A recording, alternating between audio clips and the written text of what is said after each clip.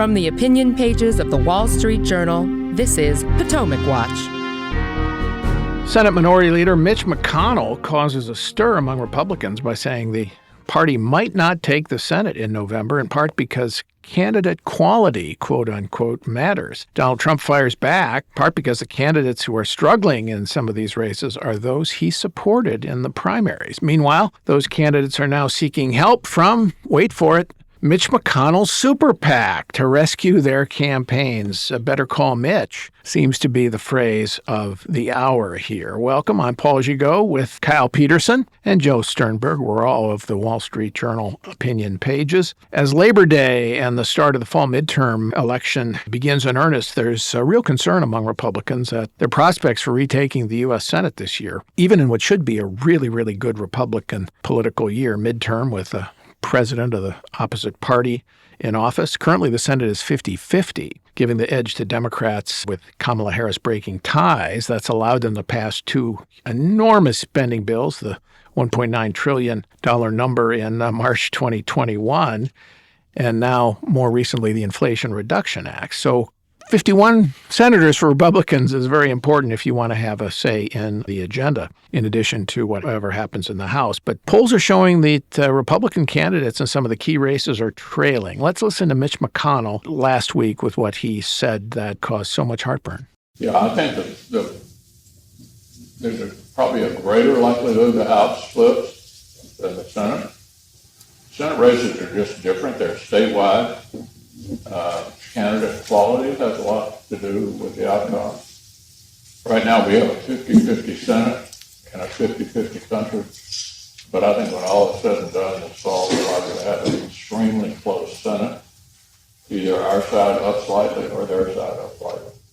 Well, that is, I think, an accurate assessment of things, but he was criticized by Stephen Miller, who's Donald Trump's former advisor and hopes to be future advisor, maybe White House chief of staff next time Donald Trump takes office, if he does. And of course, Donald Trump fired back too, calling McConnell broken down, et cetera, et cetera. Kyle, is McConnell right here? I think he's absolutely right. I mean, if you're looking at the Senate prospects, Republican partisans might try to blame the Senate map.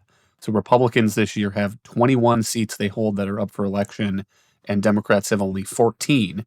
But I don't buy that as an explanation, because if you look at what states are in play, it should be a really good year for the Republicans. As the Cook Political Report rates it, there's only one Republican-held seat that's a toss-up. That's Wisconsin. And there are 3 Democratic-held seats that are toss-ups: Arizona, Georgia, and Nevada. And in a great Republican year, you should think they would be able to take those, maybe reach for the Pennsylvania seat, maybe reach for New Hampshire or Colorado.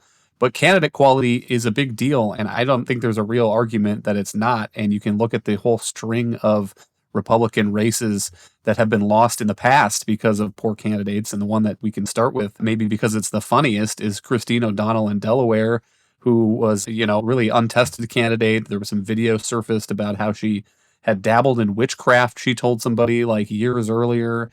Then she cut that ad saying she's not a witch. And there's an old saying in politics that if you're explaining you're losing, maybe a corollary is that if you're explaining you're not a witch, then you're really losing. But then on from there, Richard Murdoch. That was 2010, just for our listeners, right? That was 2010 when she defeated a congressman in the primary, and that congressman almost certainly would have won that Delaware seat. Correct. And you can go on from there. Richard Murdoch, Todd Akin in Missouri. Yeah, but where are we here? I mean, who's in jeopardy here, Kyle, right now? Started in Pennsylvania with Dr. Oz. I think he is not really running a great campaign, and some of the coverage is about ephemera. Does he really live in Pennsylvania? Does he still really live in New Jersey? How many houses does he have? Did you see that strange video of him shopping for crudité and complaining about the price of salsa? And what he should be doing is saying, I'm going to be a check on the Biden administration.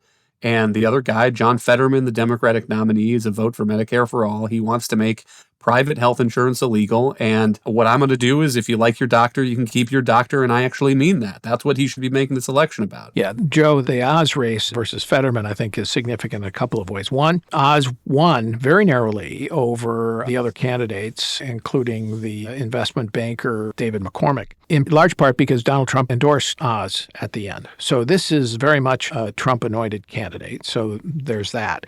But if you look at even the Trafalgar poll, which Trafalgar tends to be more favorable to Republicans in its polling, Oz is down by 4 to Fetterman. And the stakes are enormous here because of the ideological divide that Kyle described. Right. And you left out another important feature of that Pennsylvania race, which is that they are trying to hold a seat that is currently held by a Republican. This is the race to succeed Pat Toomey, who is retiring.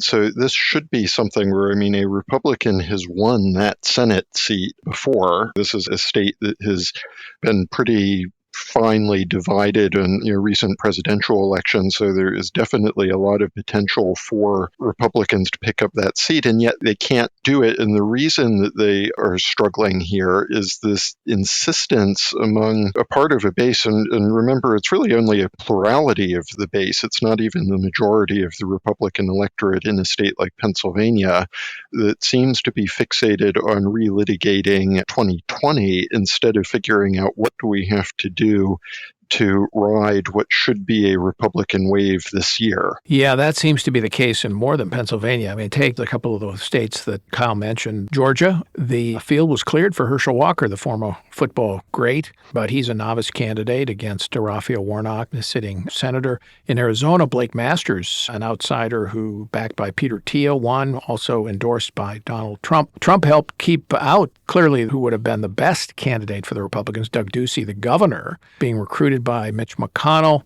But Ducey said no because he knew Trump had vowed to defeat him if he ran in the Senate primary, because Ducey had declined to endorse the view that Joe Biden had stolen the election in Arizona and Trump had really won in 2020. Then Trump trashed Mark Brnovich, the attorney general who did run, but who had also agreed to go along with certifying the election in 2020. So they have Blake Masters, and now he's trailing Senator Mark Kelly by a significant amount, Kyle. Right. And this is a great example of what Mitch McConnell is probably thinking about when he says the words candidate quality.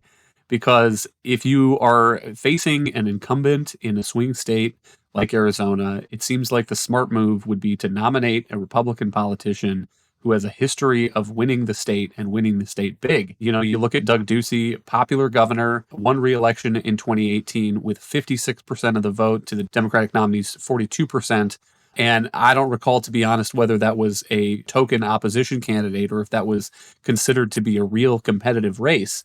But it seems like that's the kind of person that you would want to go up against Mark Kelly, the Democratic incumbent, and try to take that seat back.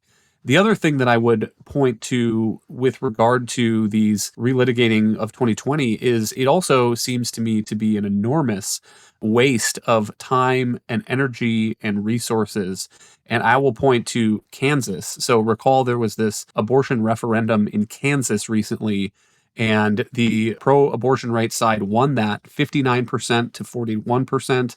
The margin was about 165,000 votes. And here's the news today, or maybe it was yesterday, from the Kansas City Star. It says that Kansas reaffirmed that landslide vote after a recount that never had any chance of changing the outcome, but was sought by an election denier and an anti-abortion activist advancing baseless allegations of fraud. And so they raised $120,000 and put that money toward recounting that referendum vote in 9 counties. And that's money, that's energy that is not going into some of these other races. And maybe the people who donated to that, the people who volunteered for that effort, are now going to be disheartened as we go into November instead of really pushing those people to vote and donate places where it can matter. Yeah, that's an excellent point. 59-41 isn't even close. It's an amazing waste of resources. A couple of the other races that are on the radar here that Republicans should be leading in, but that's touch and go. Ted Budd, the congressman endorsed by Donald Trump in North Carolina, he's running neck and neck with Sherry Beasley, the Democrat. Ron Johnson, who's an incumbent Republican, he is running behind Mandela Barnes, the Democratic candidate. J.D. Vance in Ohio, endorsed by Trump, won a primary that had many candidates, largely because Trump endorsed him toward the end. He is leading very close in a state that Donald Trump won by 8 points, and Vance should be way ahead. But Tim Ryan, the Democratic congressman, is running a shrewd campaign, running as a moderate despite his voting record, and making this neck and neck. So, Joe, a lot of these races, which in a good year like this one, Republicans should be leading, are really neck and neck. Yes, and I think that resource issue that Kyle raised is definitely worth pursuing a bit more in this context because, remember, this should be a stunningly good year for Republicans heading into this midterm. It's the first midterm of this presidential administration, which is always a time when the incumbent party is likely to struggle. President Biden's approval ratings are abysmally low. There's a lot of concern about the economy. People generally feel that the country is on the wrong track. The economy should be a good issue for Republicans who are trying to challenge Democrats in this election cycle because naturally I think there tends to be an instinctive gravitation toward Republicans on the part of a lot of voters when people are concerned about the economy. And yet the Republicans find themselves in the position of having to really scrap it out on some of these seats that should actually be firm enough at this point that the Republicans could be devoting resources to making some other potential races competitive instead. And I think that is just an enormous failure on the part of Trump and his supporters who have been behind some of the candidate selection in these races, and also those primary voters who seem to have lost sight of the bigger picture of this midterm when they were picking some of these candidates in the primary season.